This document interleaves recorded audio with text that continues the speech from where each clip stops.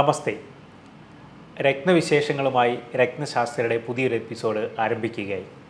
പതിവ് പോലെ നമ്മോടൊപ്പമുള്ളത് ഉണ്ണികൃഷ്ണൻ ശിവാസ്. രത്നശാസ്ത്രയിലേക്ക് സ്വാഗതം സാർ. നമസ്കാരം. നമസ്തേ. നമ്മൾ സൂര്യനെക്കുറിച്ചും സൂര്യരത്നമായ റൂബിനെക്കുറിച്ചുമാണ് നമ്മൾ മുമ്പുള്ള എപ്പിസോഡിൽ നമ്മൾ പറഞ്ഞു വന്നിരുന്നത്. എനിക്ക് തോന്നുന്നു ആ ഒരു കാര്യങ്ങൾ നമുക്കങ്ങോട്ട് പൂർണ്ണമായിട്ട് എക്സ്പ്ലെയിൻ ചെയ്യാനായിട്ട് പറ്റില്ല, കാരണം സമയത്തിൻ്റെ ഒരു പരിമിതി. പൂർണ്ണമായിട്ട് എക്സ്പ്ലെയിൻ ചെയ്യണ പല എപ്പിസോഡുകൾ വേണ്ടി വരും. എന്നാലും നമ്മുടെ പ്രധാന കാര്യങ്ങളാണ് നമ്മൾ ചെയ്തു പോകുന്നത്. പ്രേക്ഷകരുടെ ഒരുപാട് സംശയങ്ങൾക്കുള്ള ഒരു മറുപടിയായിട്ടും കൂടെയാണ് പറയുന്നത്. അപ്പോൾ കഴിഞ്ഞ ദിവസങ്ങളിൽ വന്നിരിക്കുന്നതിൻ്റെ ഒരു മറുപടിയായിട്ടാണ് നമ്മൾ സംസാരിക്കുന്നത്. ഇപ്പോൾ കോമൺ ആയിട്ട് എല്ലാവർക്കും നമുക്ക് ജനറലായിട്ട് മറുപടി കൊടുക്കാമല്ലോ. ഇപ്പോൾ ഇടവലഗ്നത്തിൻ്റെ 6th ഹൗസിൽ തുലാത്തിൽ സൂര്യൻ നിന്നെടുത്ത അവസ്ഥയെക്കുറിച്ച് നമ്മൾ സംസാരിച്ചത്. അത് തുലാം സൂര്യൻ്റെ രാശിയല്ല.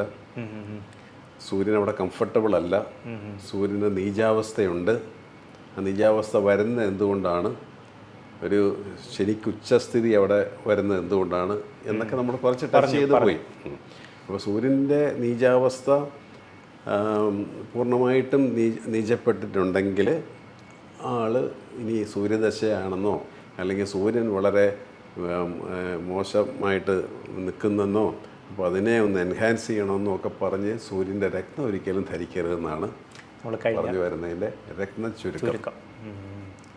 അങ്ങനെ ചെയ്തു കഴിഞ്ഞാൽ ആൾക്കത് ഭയങ്കരമായിട്ടുള്ള ദോഷകരമായിട്ട് റോങ് എഫക്റ്റ് ഉണ്ടാകും. അതേസമയം ഇടവലഗ്നം തന്നെ, ഇടവലഗ്നത്തെ മാത്രം തന്നെ സംസാരിക്കാം, അപ്പോൾ എളുപ്പമാണ്. ഇടവലഗ്നം ചിങ്ങത്തിൽ സൂര്യൻ നിൽക്കുന്നു ഇല്ലേ? ഇടവം, മിഥുനം, കർക്കിടകം, ചിങ്ങം, 4th ഹൗസിൽ. 4th ഹൗസ് സൂര്യൻ്റെ സ്വക്ഷേത്രമാണ്, ഓൺ ക്ഷേത്രമാണ്, ഓൺ ഹൗസാണ്. അവിടെ തന്നെ ചിങ്ങമാസത്തിൽ ജനിച്ച ഒരാൾ, അപ്പോൾ ചിങ്ങത്തിൽ തന്നെ സൂര്യൻ കാണും. ഒരാളുടെ ഏത് മലയാള മാസത്തിലാണ് ജനിക്കുന്നതെന്ന് ഇപ്പോൾ ഒരു ഗ്രഹനില മാത്രമേ ഉള്ളൂ. അപ്പം ബാക്കി ഡീറ്റെയിൽസൊക്കെ കുറവാണെങ്കിൽ ഏത് മാസമായിരിക്കുന്നത്, സൂര്യൻ ഏത് ഹൗസിലാണ് നിൽക്കുന്നത് അതാണ് പുള്ളിയുടെ ആ ജന്മമാസം. ചിങ്ങത്ത് നിന്നാൽ ചിങ്ങമാസം ജനിച്ചു എന്ന് പറയാം. കന്നിയിൽ നിന്നാൽ കന്നിമാസം ജനിച്ചു എന്നറിയാം. അങ്ങനെ സൂര്യസ്ഥിതികൾ നോക്കിക്കഴിഞ്ഞാൽ നമുക്ക് ഏത് മാസമാണെന്ന് അറിയാൻ പറ്റും. മനസ്സിലല്ലേ? ഇപ്പം ചന്ദ്രസ്ഥിതി നിൽക്കുന്ന എവിടെയാണെന്ന് ചോദിച്ചാൽ ഇപ്പം കർക്കിടകത്തിൽ ചന്ദ്രൻ നിൽക്കുന്നു ഇല്ലേ? അപ്പം പുണർദത്തിൻ്റെ ഒരു ഭാഗവും പൂയം, ആയില്യം ആണ് നക്ഷത്രം എന്ന് നമുക്ക് അനുമാനിക്കാം. അതാണ് ഈ ഗ്രഹങ്ങൾക്ക്. അത് മറ്റ് ഗ്രഹങ്ങൾക്കൊന്നും കൊണ്ട് നമുക്ക് പെട്ടെന്ന് മനസ്സിലാകത്തില്ല. ഇയറൊക്കെ കാൽക്കുലേറ്റ് ചെയ്യാൻ പറ്റുമെങ്കിലും പെട്ടെന്ന് നമുക്ക്, അതാണ് സൂര്യചന്ദ്രന്മാരുടെ ഒരു പ്രാധാന്യം അത് തന്നെയാണ്. അപ്പം ഈ സൂര്യൻ 4th ഹൗസ്, ഇടവലഗ്നക്കാരൻ്റെ 4th ഹൗസിൽ സൂര്യൻ നിൽക്കുന്നു. സൂര്യൻ സ്വക്ഷേത്ര ബലവാനായിട്ട് നിൽക്കുന്നു. ഇനി പുള്ളിക്ക് ആദിത്യ ദശയും കൂടെയാണെന്ന് വിചാരിക്കുക. ഓക്കെ. അപ്പോൾ വളരെ ശ്രദ്ധിച്ച് വേണം മനസ്സിലാക്കാനായിട്ട്. ഇടവലഗ്നം സൂര്യൻ നീചത്തിൽ, സൂര്യദശാകാലം ആ വ്യക്തിക്ക് ഒരിക്കൽ പോലും ആ രത്നം അവിടെ സ്യൂട്ടബിൾ അല്ല. കാരണം 6th ഹൗസാണ്, ഇടവത്തിൻ്റെ 6th house Thulam.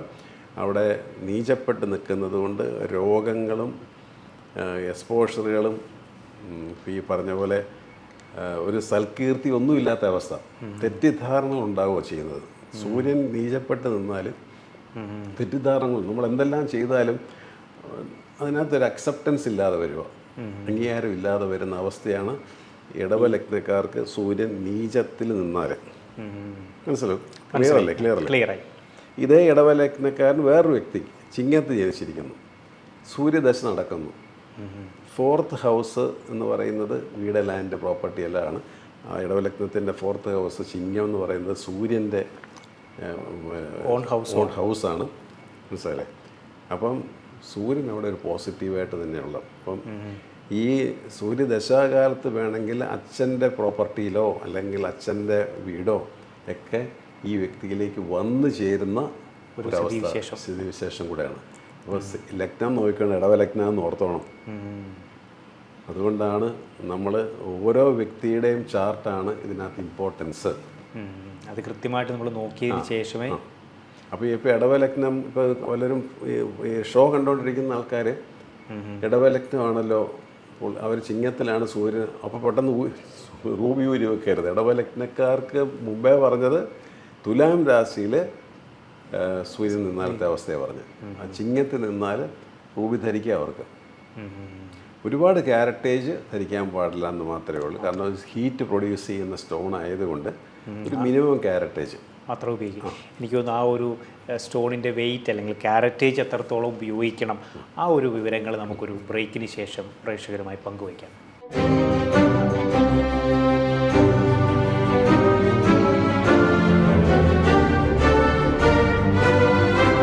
Welcome back to രത്നശാസ്ത്രം.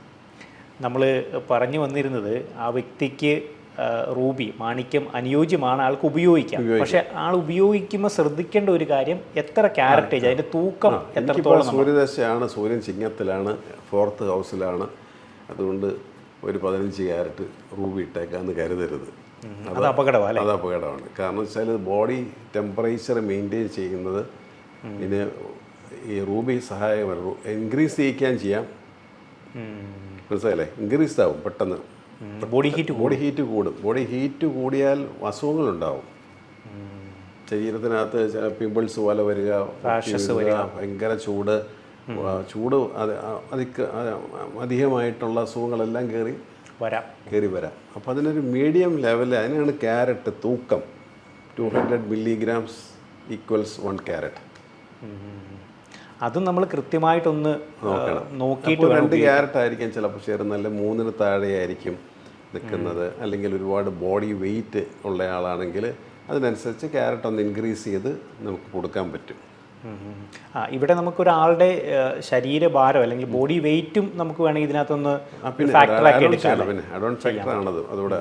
പിന്നെ ഈ പറയുന്ന ഗ്രഹത്തിന്റെ ഒരു ബലം അല്ലെങ്കിൽ അതിന്റെ സ്ഥിതി എന്താന്ന് നോക്കിയിട്ട് വേണം തീരുമാനിക്കാനായിട്ട്. ഇനിയിപ്പോൾ നമ്മളിപ്പോൾ ഇടവലഗ്നക്കാരന് നമ്മൾ പേഴ്സണലായിട്ട് നമ്മൾ ചോദിക്കും, ബോഡി ഹീറ്റ് ഒരുപാടാണ്, ചൂട് കൂടുതലുള്ള ഒരു പ്രകൃതിയാണോ? അയ്യോ സാർ എപ്പോഴും എനിക്ക് വേർപ്പാണ്, നല്ല തടിയും അതും ഇതൊക്കെ ഉണ്ട്, വേർപ്പും ഒക്കെ ഉണ്ടെന്നുണ്ടെങ്കിൽ, എന്നാൽ ആ സൂര്യന് ഒരു ചെറിയ ബലം വേണം. സൂര്യദശാകാലമാണെങ്കിൽ അവിടെ നമ്മൾ ഗാർണറ്റ് കൊടുക്കും. ഇത് റൂബിയുടെ ഉപരത്നം കൊടുക്കും. ഗാർണറ്റ് കോട്സ് മറ്റേ വെറൈറ്റി വരുന്ന ഇതാണ്. അപ്പോൾ അത് ഒരു കാരണവശാലും പുള്ളിക്ക് ദോഷം ചെയ്യത്തില്ല. എന്നാൽ സൂര്യൻ്റെ ചെറിയ ഗുണം കിട്ടുകയും ചെയ്യും. അങ്ങനെ അതിനെ നമുക്കൊന്ന് ഒന്ന് ആ എഫക്റ്റ് അല്ലെങ്കിൽ അതിന് വരുന്ന ആ ഒരു ആഫ്റ്റർ എഫക്ട്സുകൾ നമുക്കൊന്ന് കുറയ്ക്കാൻ പറ്റും. ആ ബോഡി ഹീറ്റ് ഒന്നും ഗാർണറ്റ് ഇൻക്രീസ് ചെയ്യത്തില്ല. എന്നാൽ സൂര്യൻ്റെ ഉപരത്നമാണ് തന്നെ, റൂബിയുടെ ഉപരത്നമാണ്. സൂര്യൻ്റെ അല്ല, റൂബിയുടെ ഉപരത്നമാണ്. ഇവിടെ ശ്രദ്ധിക്കേണ്ടതായിട്ടുള്ള ഒരു പ്രധാന കാര്യം നമുക്കിപ്പം റൂബി അനുയോജ്യമാണ് എന്ന് വിചാരിച്ചിട്ട് നമ്മൾ അതിൻ്റെ ക്യാരറ്റേജ് അധികം വാങ്ങി ധരിക്കരുത്. അത് കൃത്യമായിട്ട് നമ്മൾ അതിൻ്റെ തൂക്കത്തിലും അളവിലുമാണ് ധരിക്കേണ്ടതാണ്. അതുപോലെ തന്നെ ഈ ചിലപ്പം ആൾക്കാർക്കുള്ളൊരു ഒരു സംശയമാണ്, ചെറിയ ക്യാരറ്റ് ഇട്ടാൽ അതിൻ്റെ ഗുണം കുറയുമോ, കൂടുതൽ ക്യാരറ്റ് ഇട്ടാൽ ഗുണം കൂടുമോ എന്നുള്ള ഒരു സംശയം പലപ്പോഴും. ഇപ്പോൾ മിനിമം ക്യാരറ്റേജിന് മേളിൽ നിന്നെങ്കിലേ രത്നങ്ങൾ നമുക്കത് അതിൻ്റേതായിട്ടുള്ള രീതിയിൽ ഫങ്ഷൻ ചെയ്യത്തുള്ളൂ. കാരണം നമുക്ക് ഒരു മനുഷ്യന് ഇപ്പോൾ ആവശ്യമുള്ള ഭക്ഷണം, ആവശ്യമുള്ള വെള്ളം, ആവശ്യമുള്ള വൈറ്റമിൻസ്, മിനറൽസ് എല്ലാം വേണമല്ലോ. അതെ ഇല്ലേ? അപ്പോൾ നമ്മൾ പട്ടിണി കിടക്കുന്ന അവസ്ഥയിൽ ആണെങ്കിൽ ഇതെല്ലാം മാറി, മനസ്സിലായില്ലേ? മനുഷ്യനാവശ്യമായ പോഷക ഗുണങ്ങളൊന്നും കിട്ടാതെ പോകും. എന്ന് പറഞ്ഞതുപോലെ തന്നെ ഒരാളുടെ ഏജ്, അയാളുടെ ബോഡി വെയ്റ്റ്, അയാളുടെ ആ പർട്ടിക്കുലർ ഗ്രഹത്തിൻ്റെ വെയ്റ്റേജ് അല്ലെങ്കിൽ അതിൻ്റെ നിലനിൽപ്പ്, അതിൻ്റെ പ്ലസ് ഓർ മൈനസ്, ഇതെല്ലാം നമ്മൾ കണക്കിലെടുക്കണം. മനസ്സിലായി? വീക്കായിട്ടാണ് ഗ്രഹം നിൽക്കുന്നത്, വളരെ പോസിറ്റീവാണ് ആയിട്ടുള്ള പ്ലാനറ്റ് വീക്കായിപ്പോയി. അപ്പോൾ അതിനൊക്കെ നമ്മൾ ക്യാരറ്റ് കൂട്ടിയാണ് ഇടുന്നത്. കുറച്ച് ക്യാരറ്റേജ് അധികമായിട്ട് ഉപയോഗിക്കും. അപ്പോൾ ഇങ്ങനെയാണ് നമ്മൾ രത്നങ്ങൾ ആദ്യം നിർണയിച്ചു കഴിഞ്ഞാൽ അതിൻ്റെ തൂക്കം, ക്യാരറ്റേജ് നിശ്ചയിക്കുന്നത് നമ്മൾ ഈ വക പല കാര്യങ്ങളും കൺസിഡർ ചെയ്തതിന് ശേഷമാണ്. എപ്പോഴും അതിൻ്റെ ഒരു റിസൾട്ട് നമുക്ക് കിട്ടണമെങ്കിൽ നമ്മൾ അതിൻ്റെ ഒരു മിനിമം ക്യാരറ്റേജ് ഉപയോഗിക്കണം. എന്നിരുന്നാൽ പോലും നമ്മളത് അധികമായിട്ടോ അല്ലെങ്കിൽ ഉപയോഗിക്കുന്നത് നമ്മളത് വളരെ സൂക്ഷ്മതയോടെ വേണം ചെയ്യണം എന്നാണുള്ളത്. പ്രത്യേകിച്ച് ഈ സൂര്യരത്നമായ റൂബിയുടെ ഉപയോഗത്തിൽ അതാണ് നമ്മൾ കൂടുതലും ശ്രദ്ധിക്കേണ്ടത്. ഇപ്പോൾ ചിങ്ങലഗ്നം, ഈ ലഗ്നാധിപൻ ഇദ്ദേഹം മേടത്തിൽ ജനിച്ച ഒരാളാണെന്ന് വിചാരിക്കുക. അപ്പോൾ ചിങ്ങ ലഗ്നമാണ് മേടമാസം ജനിച്ച ആൾ. അപ്പോൾ മേടത്തിലായിരിക്കും സൂര്യൻ നിൽക്കുന്നത്. അപ്പോൾ മേടം 10-നൊക്കെ മുന്നേ ആണെങ്കിൽ നല്ല ഉച്ചസ്ഥിതി നിൽക്കും. അത് ബർത്തിന് ഒരു സവിശേഷതയുണ്ട്. അപ്പോൾ കാരണം സൂര്യൻ അപ്പോൾ വളരെ കേപ്പബിളായിട്ടുള്ള ആളായിരിക്കും, റെക്കഗ്നൈസ്ഡ് ആയിരിക്കും, നാട്ടിൽ അറിയപ്പെടുന്ന ആളായിരിക്കും, അല്ലെങ്കിൽ ഇത് മേഖലയിൽ നിന്നാലും അതിനകത്ത് ശോഭിക്കുന്ന ആളായിരിക്കും. ഇങ്ങനെയുള്ള പല കാര്യങ്ങളും ആ സൂര്യൻ ഉച്ചത്തിൽ നിൽക്കുകയും പിന്നെ ചിങ്ങ ലഗ്നം കൂടെയാണ്. ലഗ്നാധിപനാണ്. ലഗ്നാധിപൻ എന്ന് പറഞ്ഞാൽ എൻ്റെ പാരമ്പര്യം, എൻ്റെ ജീൻ, പിന്നെ മൈസെൽഫ്, എൻ്റെ ആരോഗ്യം, എൻ്റെ ഹെൽത്ത്, എൻ്റെ ഹെറിഡിറ്ററി എല്ലാം ഉൾക്കൊള്ളുന്ന അവസ്ഥയാണ് ലഗ്നം എന്ന് പറയുന്നത്. അത് ചിങ്ങ ലഗ്നത്തിൻ്റെ അധിപൻ സൂര്യൻ പോയി ഉച്ചത്തിൽ നിൽക്കുന്നതെന്ന് ആലോചിച്ചോണം. അത് നല്ലൊരു പൊസിഷനാണ്. വളരെ ടോപ്പ് ലെവലിൽ വരേണ്ട ആളാണ്. എന്നാൽ ഈ പൊസിഷനുള്ള എല്ലാവരും ടോപ്പ് ലെവലിൽ വരണമെന്നുമില്ല. കാരണം എന്ന് വെച്ചാൽ വ്യാഴം അനുകൂലമല്ല ആ വ്യക്തിക്കെന്ന് വിചാരിക്കുക. വ്യാഴം മകരത്തിൽ പോയി നീചത്തിൽ നിൽക്കുന്നു, ചന്ദ്രൻ നീചത്തിൽ നിൽക്കുന്നു. ഇങ്ങനെയൊക്കെയുള്ള അവസ്ഥക്കാർ വരുമ്പം ഈ പറയുന്ന ബെനിഫിറ്റ് ഇപ്പം സാറിപ്പം ചിങ്ങലഗ്നം സൂര്യൻ ഉച്ചത്തിലാണ്, വലിയ ലെവലിൽ ഞാൻ വർക്ക് ചെയ്യണം എന്നൊക്കെ പറഞ്ഞിട്ട് എനിക്കത് പറ്റുന്നില്ല എന്നും പറഞ്ഞാൽ ഇതാണ് സംഭവം. ബാക്കി പല ഗ്രഹങ്ങളും സപ്പോർട്ടീവ് ആയിരിക്കത്തില്ല. എന്നാൽ ബാക്കി വ്യാഴവും ചന്ദ്രനും കൂടെ സപ്പോർട്ടീവ് ആണെങ്കിൽ പോലും ഇദ്ദേഹം കയറിപ്പോവും. ചൊവ്വയും കൂടെ സപ്പോർട്ടീവ് ആണെങ്കിൽ ഇപ്പോൾ 2 റെഡ് എനർജറ്റിക് പ്ലാനറ്റ്, ഒന്ന് സൂര്യൻ ഒന്ന് ചൊവ്വ, ഇത് രണ്ടും നല്ല പൊസിഷനിലേക്ക് വന്നാൽ ഒരു നല്ല പവർഫുൾ ജോലിയിലായിരിക്കും ആളുണ്ടാവുക. പിന്നെ നാട് ഭരിക്കും, നാടിന് വേണ്ടി തോക്ക് എടുക്കും, നാടിന് വേണ്ടിയിട്ട് മിലിറ്ററി, അങ്ങനെയുള്ള സൂപ്പർ പൊസിഷനുകൾ, സിവിൽ സർവീസ്, മനസ്സിലല്ലേ. അപ്പം ഇങ്ങനെയുള്ള പല കാര്യങ്ങളും ആ സമയത്ത് നമുക്ക് വന്നു ചേരും. അത് സംസാരിക്കാനും പറ്റും. അപ്പോൾ അത്ര തന്നെ. അപ്പോൾ നമ്മൾ ഈ ചിങ്ങലഗ്നവും ഉച്ചത്തിൽ നിൽക്കുന്ന ആൾക്ക് ഒരുപാട് ക്യാരക്ടേജിൻ്റെ ആവശ്യമില്ല റൂബി. കാരണം ഓൾറെഡി സൂര്യൻ നല്ല പൊസിഷനിലാണ് നിൽക്കുന്നത്. നമ്മളവിടെ അപ്പം ആൾക്ക് കണ്ടമാനം ബാക്കി മൂൺ അവിടെ ഡെബിലിറ്റേഷൻ സംഭവിച്ചിരിക്കുകയാണെങ്കിൽ നമ്മൾ അവർക്ക് കുറച്ച് ക്യാരറ്റ് കൂട്ടിക്കൊടുക്കും. കാരണം ഈ 2 പേരും ലൈറ്റ് തരണമല്ലോ. സൂര്യനും തരണം, ചന്ദ്രനും തരണം. അതിൽ ചന്ദ്രസ്ഥിതി ആ വ്യക്തിക്ക് അനുകൂലം അല്ലെങ്കിൽ പിന്നെ സൂര്യനെ കുറച്ചും കൂടെ ഒന്ന് എൻഹാൻസ് ചെയ്യാനേ അവിടെ പറ്റത്തുള്ളൂ. എനിക്ക് തോന്നുന്നു ആ ഒരു വിവരങ്ങൾ നമുക്കൊരു ബ്രേക്കിന് ശേഷം പ്രേക്ഷകരുമായിട്ട് പങ്കുവയ്ക്കാം.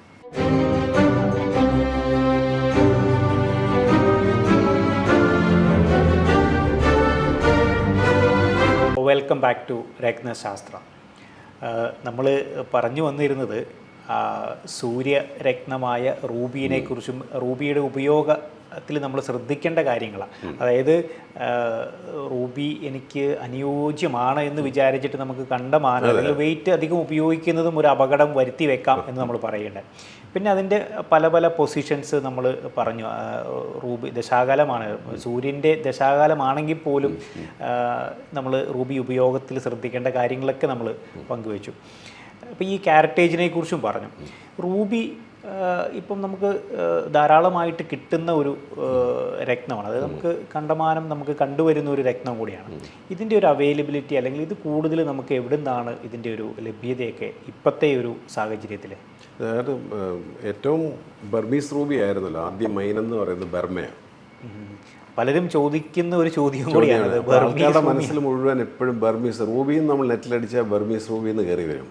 അപ്പോൾ Burmese Ruby well famous റൂബിയാണ്.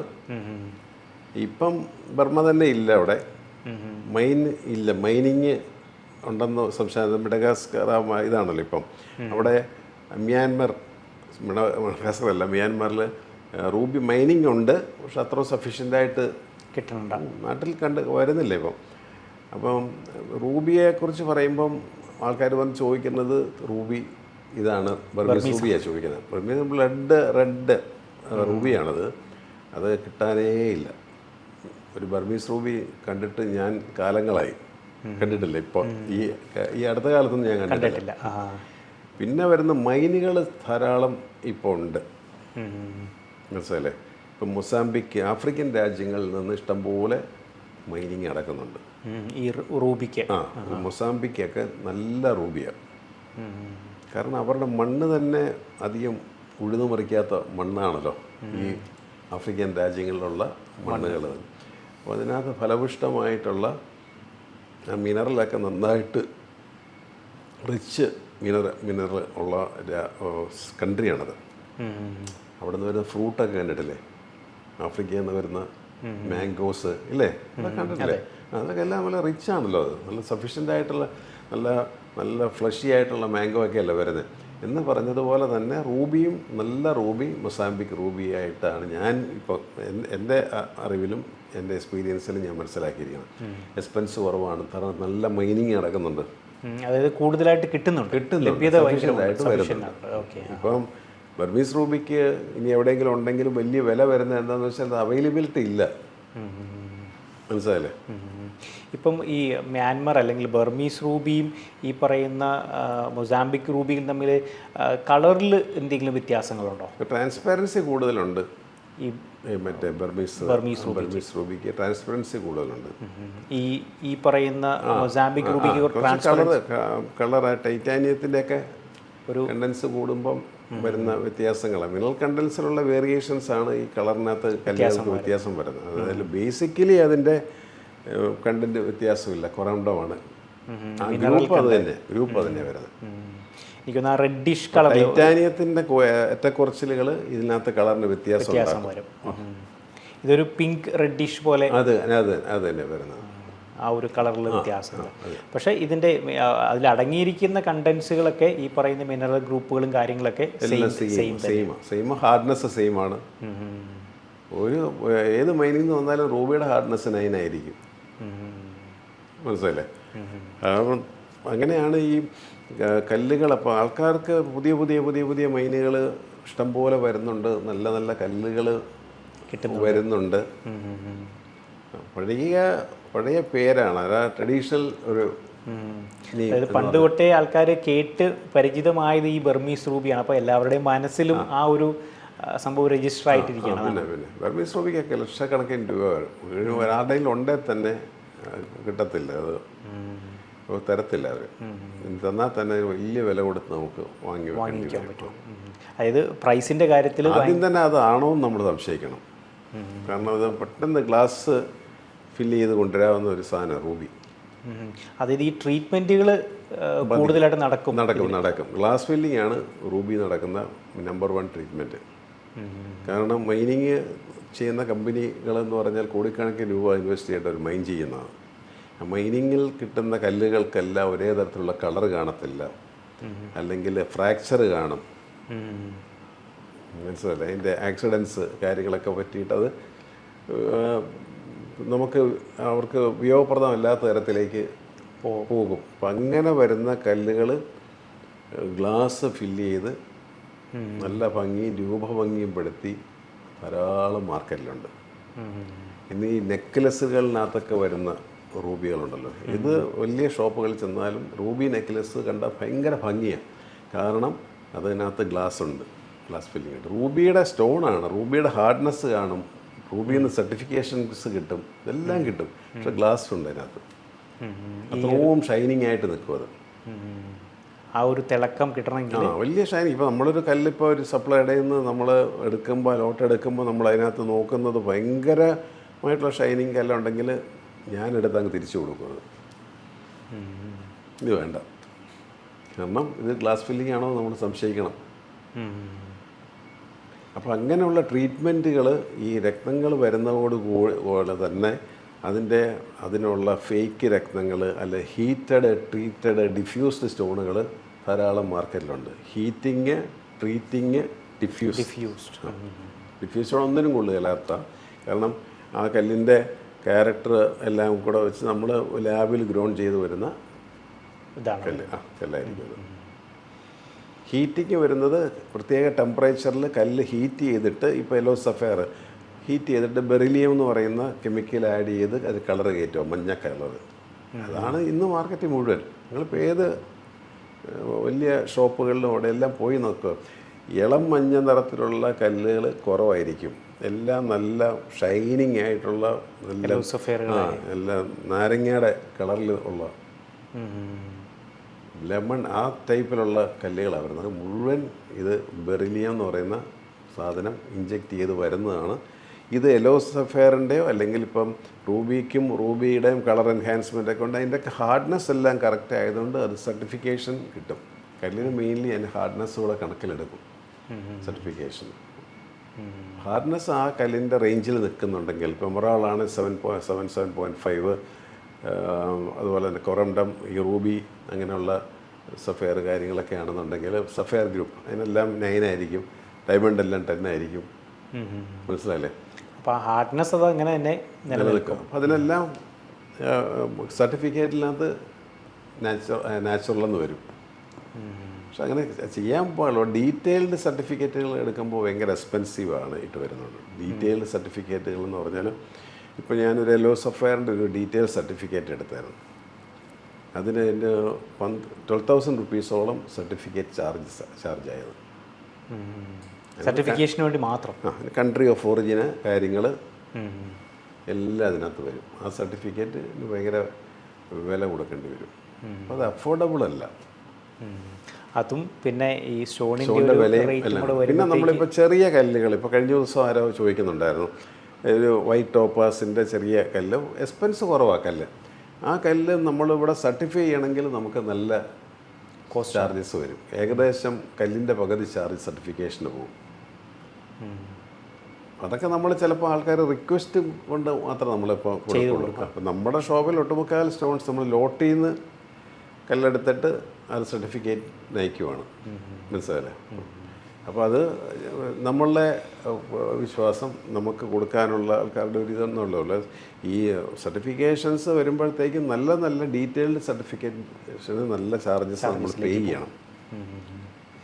Okay, എനിക്ക് തോന്നുന്നു ഇന്നത്തെ എപ്പിസോഡിൽ നമുക്ക് റൂബീനെക്കുറിച്ചും അതുപോലെ തന്നെ അതിൻ്റെ മൈനുകളെക്കുറിച്ചും ട്രീറ്റ്മെൻറ്റുകളെക്കുറിച്ചൊക്കെ നമ്മൾ സംസാരിക്കുകയുണ്ടായി.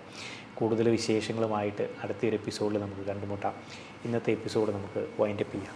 നമസ്കാരം.